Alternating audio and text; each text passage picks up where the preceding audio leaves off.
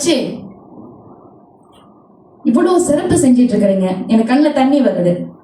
ஏன்னா நானும் ஒரு கலைஞர் தான்.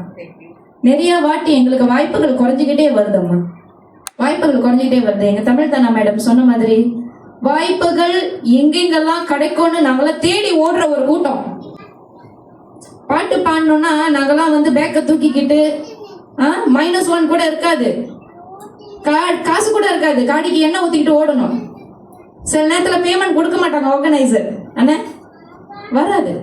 ஆனா அந்த லவ், அந்த இசை மேலையும் அந்த கலை மேலையும் உள்ள ஆர்வம் எங்களை ஓட வைக்கும்.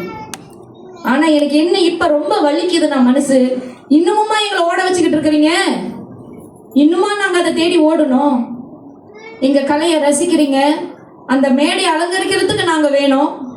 ஆனா எங்களோட பொருளாதாரத்தை பார்த்துக்கிறதுக்கு இங்க யாரும் இல்லாம போயிடுது.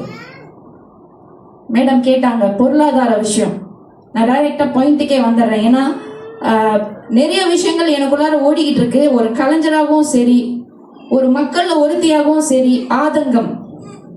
அப்ப நம்மளோட பொருளாதாரத்துக்கு யார் பதில் சொல்லுவா? நிறைய பெருந்தலைவர்லாம் இருக்கிறாங்க, கட்சி கொடி நீட்டிட்டு இருக்கிறாங்க, ஃபங்க்ஷன் வைப்பாங்க, ஷோ வைப்பாங்க, நம்ம பேமெண்ட் 1 மாசம் கழிச்சு வரும் வராது, யாருக்கு தெரியும்? நானும் அனுபவிச்சிருக்கேன், அதனால சொல்றேன்.